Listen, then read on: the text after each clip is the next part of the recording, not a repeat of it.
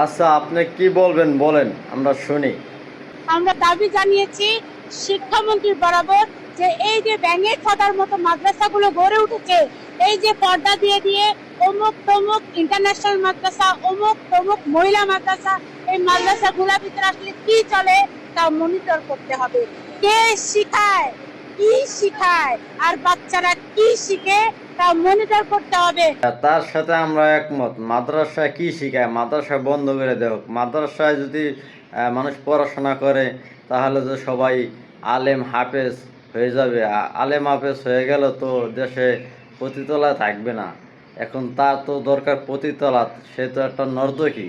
ঠিক আছে, সবাই বুঝতে পারছেন। আর এই নর্তকীকে সবাই জুতা পিটা করে যাবেন, এই সব নর্তকীর বাচ্চা নর্তকী। ওর ফ্যামিলি হয়েছে এরকম, যে কারণে ও এরকম। ঠিক আছে, ওর জন্ম ভালো জায়গায় হয় না, ওর জন্ম হয়েছে যা পতিতলায়। নর্তকীর বাচ্চা নর্তকী।